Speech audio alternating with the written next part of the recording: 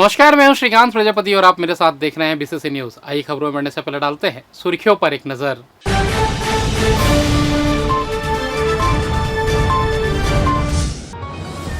शराब घोटाला मामला, पूर्व मंत्री लखमा का फैसला सुरक्षित। साइबर जागरूकता अभियान, रायगढ़ पुलिस ने किया सेमिनार। खेल का महाकुंभ, रायगढ़ में जुटे खिलाड़ी।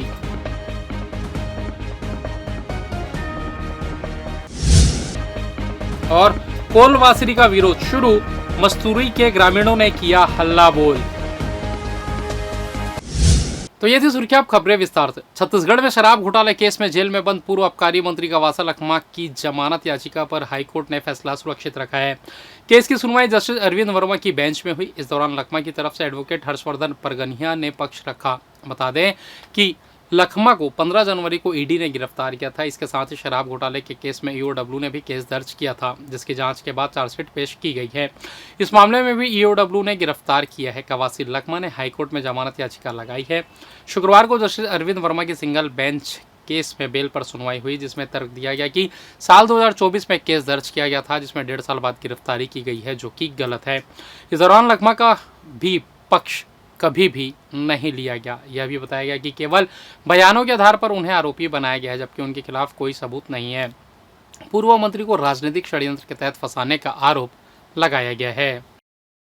बस्तर के बीजापुर जिले के पत्रकार मुकेश चंद्राकर हत्याकांड के आरोपी ठेकेदार सुरेश चंद्राकर को हाईकोर्ट से राहत नहीं मिली है। सुरेश ने पीडब्ल्यूडी द्वारा टेंडर रद्द करने, सिक्योरिटी डिपॉजिट जब्त करने और 10% जुर्माना लगाने के फैसले को चुनौती दी थी, लेकिन कोर्ट ने कहा कि यह अनुबंध से जुड़ा विवाद है, जिसके लिए आर्बिट्रेशन की व्यवस्था है, इसलिए रिट याचिका पर सुनवाई नहीं हो सकती। सुरेश चंद्राकर को 3.86 करोड़ की सड़क और पुल निर्माण परियोजना का ठेका मिला था। समय सीमा कई बार बढ़ाई गई। आखिरी तारीख 31 मार्च 2025 थी। इसी बीच 6 जनवरी को पत्रकार हत्या केस में उसकी गिरफ्तारी हुई, जिससे काम रुक गया। विभाग ने अनुबंध खत्म कर 37 लाख की सिक्योरिटी जब्त कर पेनल्टी भी लगा दी है।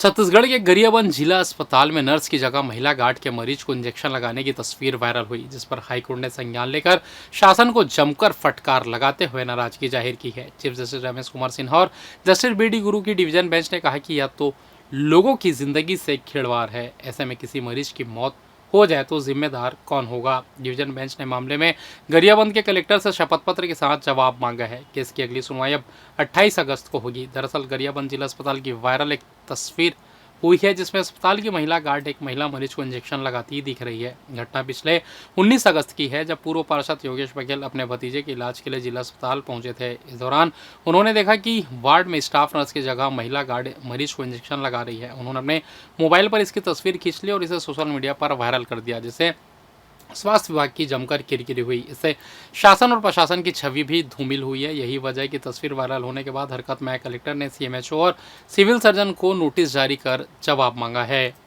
इधर जिले में लगातार बढ़ते साइबर अपराधों को रोकने और युवाओं को जागरूक करने के लिए पुलिस प्रशासन लगातार पहल कर रही है। इसी कड़ी में कृषि कॉलेज रायगढ़ में साइबर जागरूकता कार्यक्रम आयोजित किया गया, जिसमें DSP cyber cell Anil Vishwakarma ने छात्र छात्राओं को ठगी से बचने के टिप्स दिए और बताया कि जागरूकता ही सबसे बड़ा हथियार है। पुलिस अधीक्षक दिव्यांग कुमार पटेल के निर्देशन और DSP cyber cell Anil Vishwakarma के नेतृत्व में कृषि कॉलेज रायगढ़ में साइबर जागरूकता अभियान कार्यक्रम हुआ। कार्यक्रम की शुरुआत कॉलेज के डीन डॉक्टर AK सिंह और प्राध्यापकों ने अतिथियों का स्वागत कर की। डीएसपी अनिल विश्वकर्मा, प्रधान आरक्षक दुर्गेश सिंह और आरक्षक नवीन शुक्ला ने छात्र छात्राओं को साइबर अपराध के नए नए तरीकों की जानकारी दी। डीएसपी साहब ने विस्तार से बताया कि आजकल अपराधी ATM क्लोनिंग, UPI फ्रॉड, नकली कस्टमर केयर नंबर, OTP साझा करवाकर बैंक खाता खाली करने, सोशल मीडिया हैकिंग और ऑनलाइन शॉपिंग फ्रॉड जैसे कई तरीकों से लोगों को ठग रहे हैं। उन्होंने डिजिटल अरेस्ट जैसे खतरनाक नए तरीकों पर भी छात्रों को सतर्क किया।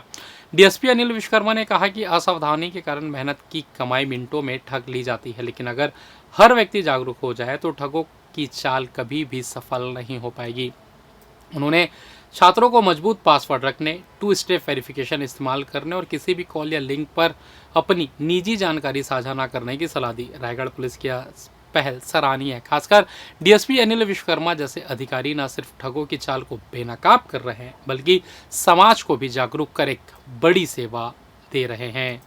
आदरणीय पुलिस अधीक्षक महोदय के मार्गदर्शन में सभी थाना चौकी प्रभारियों और साइबर की टीम को लगातार जो बढ़ते साइबर अपराध हैं उसके संबंध में जन जागरूकता अभियान फैलाने हेतु निर्देशित किया गया है। इसी तारतम्य में कल दिनांक 22 अगस्त को कृषि कॉलेज एवं अनुसंधान केंद्र रायगढ़ में साइबर की team DSP cyber Anil Vishwakarma और उनकी टीम के द्वारा कल दिनांक को वहाँ उपस्थित छात्र छात्राओं और जो उपस्थित स्टाफ है उनको साइबर अपराध है, बढ़ते हुए साइबर अपराध के संबंध में जानकारी दी गई और उससे किस तरह बचा जाए उसके संबंध में भी उनको बताया गया।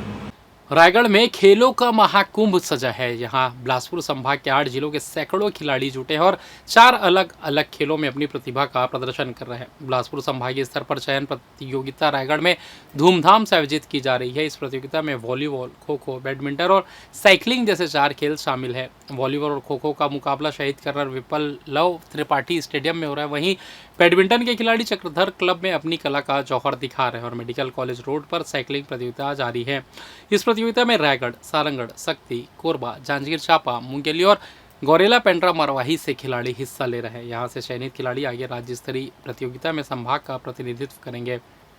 खेलों के इस उत्सव में रायगढ़ में माहौल को जोश और उमंग से भर दिया। अब देखना होगा कि बिलासपुर संभाग से कौन से खिलाड़ी राज्य स्तरीय मंच पर अपनी पहचान बनाते हैं। अब यहाँ स्पोर्ट्स सेशन में अपना सेवाएं दे रहा हूँ। संभाग स्तरीय खेल प्रतियोगिता जी, आज बिलासपुर संभाग के 8 जिलों का 4 खेलों में यहाँ पर चयन प्रतियोगिता हो रही है, जिसमें वॉलीबॉल है, खो खो है, साइकिलिंग है, बैडमिंटन है। ये प्रतियोगिता यहाँ पर हो रही है। मिनी स्टेडियम में वॉलीबॉल और खो हो रही है और चक्रधर क्लब में बैडमिंटन हो रही है। मेडिकल कॉलेज रोड में साइकिलिंग हो रही है। जिले की टीम आती है, पूरे बिलासपुर संभाग के 8 जिले, जैसे रायगढ़ हो गया, शक्ति हो गया, कोरबा हो गया, सारंगढ़ हो गया, जांजगीर हो गया, बिलासपुर, मुंगेली और जीपीएम। रेलवे कोचिंग सेंटर में गुरुवार को एक बड़ा हादसा हो गया। यहाँ ट्रेन के एक्स्ट्रा कोच की धुलाई के दौरान प्रताप नामक युवक हाई टेंशन तार की चपेट में आकर बुरी तरह झुलस गया। प्रताप ठेका कंपनी के माध्यम से कोचिंग सेंटर में काम कर रहा था। जानकारी के अनुसार हादसा उस समय हुआ जब प्रताप कोच की सफाई कर रहा था। इसी दौरान ऊपर से गुजर रहे हाई वोल्टेज तार से उसका संपर्क हो गया। जोरदार करंट लगते ही प्रताप बुरी तरह झुलस गया और मौके पर अफरा तफरी मच गई। अन्य कर्मचारियों ने तुरंत उसे अस्पताल पहुंचाया, जहां उसकी हालत गंभीर बताई जा रही है। इस घटना के बाद कर्मचारियों में दहशत का माहौल है। साथ ही रेलवे के कार्यस्थलों पर सुरक्षा इंतजाम और लापरवाही को लेकर सवाल खड़े हो रहे हैं। रेलवे प्रशासन ने मामले की जांच के आदेश दिए हैं। कर्मचारियों का कहना है कि यदि कार्यस्थल पर पर्याप्त सुरक्षा का इंतजाम रहता तो शायद यह हादसा टाला जा सकता था। मेरे को कॉल आया कि एक्सीडेंट हो गया है करके। जब मैं हॉस्पिटल पहुंचा, रेलवे अस्पताल उनको लेकर गए थे, वहां पर पता चला कि उनको बिजली का झटका लगा है, जो कि रेलवे का 133 वोल्ट का जो होता है लाइट, वो रेलवे में काम करता है। और जैसे रेलवे में काम करता है तो वो जो लाइन है वो ऑफ रहता है हमेशा। और आज ऐसा हुआ इंसिडेंट कि वंदे भारत जो ट्रेन आई है उसके कारण वो लाइन को ऑन कर दिए हैं, जिनकी सूचना इनको मिला नहीं था, जिस कारण से इनको शॉक लगा। और जो इनके साथ में कर्मचारी हैं जो इनके साथ में काम करते हैं, वो इनको लेकर रेलवे अस्पताल पहले लेकर आए। उनके बाद फिर रेलवे अस्पताल वाले सिम्स इनको प्रीफर किए हैं और ठेकेदार का यहाँ कोई अता पता नहीं है। सर हम लोग वाटर टेस्टिंग कर रहे थे, सिखाप्लेक्स लगाते हैं, तो मीना सर बोले हम लोग को कि जैमर लग गया है, ऊपर चढ़ जाओ। ऊपर चढ़े हम लोग, फिर बारिश बढ़ गया, नीचे उतर गए थे। काम हम लोग का ख़त्म हो गया था पूरा। फिर पाइप निकालने के लिए मीना सर आए एकदम हड़बड़ी में, बोले कि भगत कोठी में दूसरा काम है, जाओ जल्दी से काम कंप्लीट करो, निकालो। क्या वही देखते हैं पूरा जैमर वगैरह लगा है कि नहीं। हम लोग तो ठेकेदार वाले हैं, हम लोग को उतना नंबर सबको रहता नहीं हम लोग के पास। तो मीना सर बोलते थे चढ़ जाओ ऊपर, तो हम लोग चढ़ते थे। तो मीना सर बोले चढ़ जाओ, चढ़ गए। उसके बाद उसको शॉक लगा। मीना सर रेलवे कर्मचारी वहाँ पे, ये पूरा ऑपरेट करते थे। हाँ हम लोग को वही देखते थे, उन्हीं के अंदर। पता नहीं था ये सप्लाई, पता नहीं होगा तभी तो हुआ ना। क्या नाम था, क्या नाम है इनका? प्रताप बर्मन। फिलहाल यहाँ वक्त तो चला छोटे से ब्रेक का, मिलते हैं ब्रेक के बाद, कहीं जाइएगा नहीं।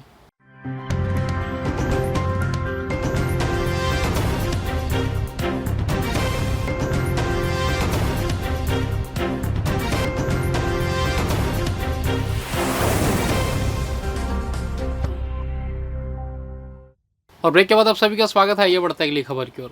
बिलासपुर जिले के मस्तूरी विधानसभा के ग्राम पंचायत रलिया, बेलटुकरी और भिलाई में खुल रहे अरपा कोलवासरी की आगामी 25 अगस्त को जनसुनवाई का आयोजन किया गया है, जिसको लेकर क्षेत्र के वरिष्ठ युवा नेता व समाज सेवक करण मधुकर की अगुवाई में क्षेत्रवासियों ने अरपा कोलवासरी का पुतला दहन कर विरोध जताया है। आपको बता दें कि पूर्व में भी कई जनहित के मुद्दों पर करण मधुकर क्षेत्रवासियों के साथ विभिन्न चक्का-जाम आंदोलन करते आ रहे हैं। मधुकर ने बताया कि जयरामनगर, भनेसर, रलिया, भिलाई, बेलटुकरी, गतौरा सहित आसपास के क्षेत्र में पूर्व से ही राखड़ व कोयले से भरे वाहन निरंतर क्षेत्र से होकर गुजरता है, जिससे लगातार धूल और प्रदूषण से क्षेत्रवासियों में परेशानी के साथ आक्रोश है। निरंतर भारी वाहनों से कई अप्रिय घटना घट रही है।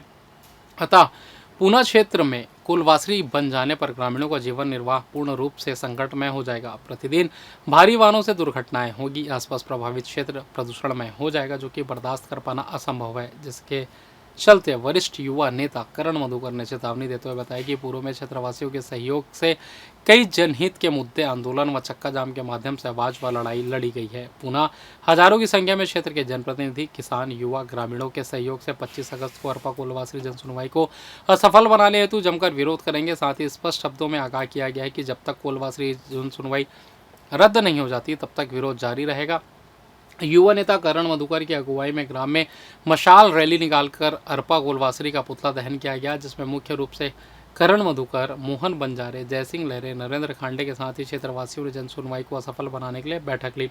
करण मधुकर ने बताया कि हमने पहले भी क्षेत्रीय मुद्दों पर आंदोलन के जरिए अपनी आवाज़ बुलंद की है। ग्रामवासी 25 अगस्त के जन सुनवाई को विरोध करते हुए आज हमने पूरे ग्रामवासी बिगुल फूंका है और जितने भी गुस्सा है आज उनका अरपा कोलवासरी का पुतला दहन करके हमने गुस्सा पूरा जनता और ग्रामीण के साथ हमने गुस्सा उतारा है और ये विरोध किया है कि 25 अगस्त को अरपा कोलवासरी जन सुनवाई किसी भी कीमत में रद्द होना चाहिए। आपको बता दें कि पूर्व से गतौरा, भिलाई, किसान परसदा के समीप राखड़ डैम जो खुला हुआ है, जिससे निरंतर भारी वाहन और राखड़ से प्रदूषण आसपास ग्रामीण क्षेत्र कई सालों से झेलते आ रहे हैं। भारी वाहन से लगातार कई दुर्घटनाएं हो रही है, जिसका झेल पूरे ग्रामवासी कई सालों से झेल रहे हैं। अब पुनः अगर हमारे गांव के समीप अगर अरपा कोलवासरी खुल जाती है तो फसल से लेकर लगातार भारी वाहन जिसमें लगातार दुर्घटनाएं होती रहेगी। जैसे कि हमारे मधुकर भैया बोली से कि हमारे खेती करब तबो नुकसान हो है और आए दिन देखत रही था दुर्घटना होते भी थे, रोड दुर्घटना होते। इसको उदाहरण के लिए डैम देख लो, जब गर्मी के दिन आते तो हवा गर्रा करते तो ऐसे लगते जैसे पूरा चारों मुड़ा धूल ही धूल दिखाई देते। तो हम यही चाहतन कि जो अरपा जो कोलवासरी बना थे वो नहीं बनना चाहिए, वो वापस जाना चाहिए और अरपा कोलवासरी मुर्दाबाद मुर्दाबाद। रायगढ़ वार्ड क्रमांक 21 बेलादूला से मानवीय संवेदनाओं को झकझोर देने वाली तस्वीर सामने आई है। लगातार बारिश ने गरीब परिवार का आशियाना खतरे में डाल दिया है। मिट्टी का मकान आंशिक रूप से धंस गया, लेकिन मजबूरी में परिवार उसी जर्जर घर के पास जिंदगी गुजार रहे हैं। परिवार का कहना है कि उनके पास नया मकान बनाने के लिए पैसा नहीं है और सरकारी योजना के लाभ उन्हें अब तक नहीं मिल पाया है। रायगढ़ के बेलादूला गाँव में 2 दिन की लगातार बारिश से गरीब परिवार का आशियाना टूटने की कगार पर है। मिट्टी से बना मकान धंस गया, दीवारें दरक गई और छत का हिस्सा बैठ गया। गरीबी इतनी की मरम्मत के लिए पैसे नहीं, बस तिरपाल डालकर किसी तरह छत को थाम रखा है, लेकिन बारिश ने वो सहारा भी छीन लिया। परिवार की व्यथा और भी गंभीर है। उनका कहना है कि इंदिरा आवास योजना का लाभ भी अब तक नहीं मिल पाया है। ऊपर से जमीन का विवाद अलग से परेशानी बढ़ रहा है। परिवार की हालत देखकर आंखें भर आती हैं। उनका सवाल बड़ा सीधा है, वार्ड पार्षद से भी मदद नहीं मिली, अब हम आखिर जाएं तो जाए कहाँ। बारिश ने एक गरीब परिवार की ज़िंदगी पर कहर बरपाया है। अब उम्मीद सिर्फ प्रशासन और जनप्रतिनिधियों से है कि वे आगे आए और इस परिवार को दोबारा छत के नीचे सुरक्षित जीवन जीने का सहारा दें। हाँ, दो दिन से बारिश हुई, उसके कारण टूट गए हैं। तिरपाल उरपाल लगाए थे, हम लोग गरीब आदमी हैं और घर नहीं बना पा रहे हैं, तो तिरपाल उरपाल लगा रहे हैं, इसीलिए टूट गया। और इंदिरा आवास भी पास नहीं हुआ हम लोग का ज़मीन विवाद में फंसा हुआ है। चाचा वाचा की तरफ से बंटवारा भी नहीं हो पा रहा है, इसलिए हम लोग नहीं बना पा रहे हैं, इसलिए टूट गया घर। अब हम लोग रहेंगे कहाँ पर? हम लोग रहने के लिए कोई जगह होगा नहीं, हम लोग कहाँ जाएंगे? नगर निगम में आप लोगों ने इस चीज़ की बात उठाई थी? बोले थे, लेकिन वही टैक्स पटाओ दुनियादारी, अब पता नहीं टैक्स कहाँ से। सब लोग नहीं पटाएंगे, हम लोग अकेला कहाँ से पटाएंगे हम? सारंगढ़ भिलाईगढ़ कलेक्टर डॉक्टर संजय कन्नौजे ने कलेक्ट्रेट सभाकक्ष में अधिकारियों की बैठक लेकर राजस्व प्रकरणों पर सख्त रुख अपनाया है। उन्होंने साफ कहा है कि अब किसी भी मामले को लंबा खींचने की प्रवृत्ति बर्दाश्त नहीं होगी। सभी राजस्व प्रकरणों का 2 पेशियों के भीतर निपटारा अनिवार्य होगा और 2 साल से ज़्यादा पुराने लंबित मामलों को हर हाल में निपटाना होगा। बैठक में कलेक्टर ने अधिकारियों को पटवारियों की जवाबदेही तय करने के निर्देश देते हुए कहा कि वे नियमित रूप से अपने अपने हल्का क्षेत्र के गांवों में जाकर लोगों की समस्याओं को मौके पर ही सुने और उनका समाधान करें।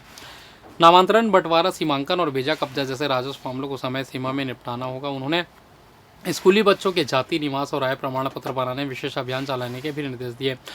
वहीं भू अर्जन प्रकरणों में प्रभावितों को मुआवजा राशि का शीघ्र वितरण और अभिलेखों को दुरुस्त करने को प्राथमिकता देने को कहा है।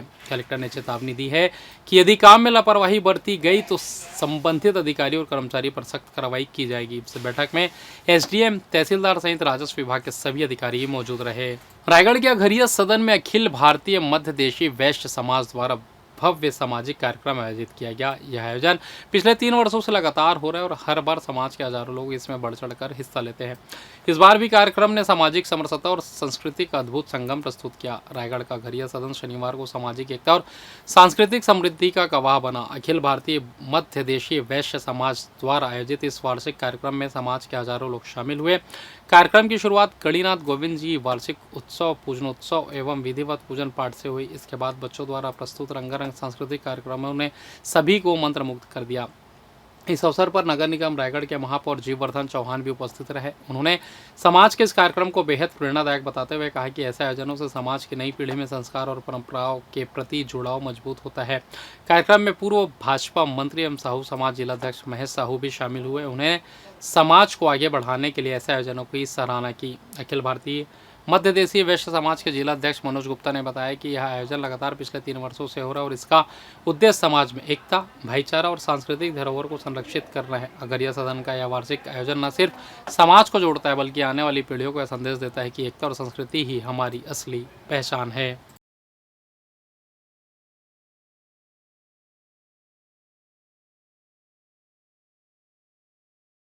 आज 3 वर्षों से मदेशिया वैश्य समाज का यह कार्यक्रम आज गत 3 वर्षों से बड़ी धूमधाम के साथ मनाया जा रहा है। मैं इस समाज के लिए, उत्थान के लिए बाबा गणिनाथ भगवान से, गोविंद भगवान से प्रार्थना करता हूं कि इस समाज को विकास के लिए बुद्धि, विवेक और सारे धन, अन्न धन से परिपूर्ण करे, यही हमारी मनोकामना है। आज रायगढ़ अघरिया सदन में हमारे वैश्य समाज द्वारा सामाजिक सम्मेलन बाबा जी के असीम कृपा से, बाबा वैद्यनाथ जी के असीम कृपा से, जिन्होंने पूरे वैश्य समाज ने उनको एक कुल देव माना है और उन्हीं के ही मार्गदर्शन में चलने का पूरे समाज ने प्रयास किया है।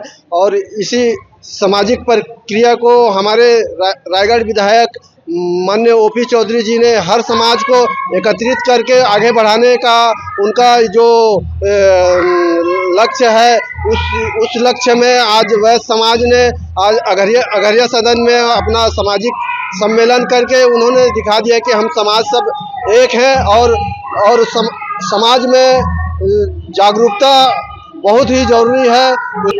आज मेरा कार्यक्रम है, हम लोग गणिनाथ बाबा जी को पूजा करते हैं, हर एक साल करते हैं। तीसरा साल है जो हम लोग गणिनाथ बाबा जी का पूजा करते हैं। ये शंकर भगवान का ही वंश है, जो इनका हमारा कुल, हमारे पूर्वज जो पूजा करते आ रहे हैं, जिसको हम लोग आगे बढ़ाने के काम कर रहे हैं। और फिलहाल इस बुलेटिन में बस इतना ही। मुझे दीजिए इजाज़त, फिर होगी आपसे मुलाकात। तब तक देखते रहिए BCC न्यूज़। नमस्कार।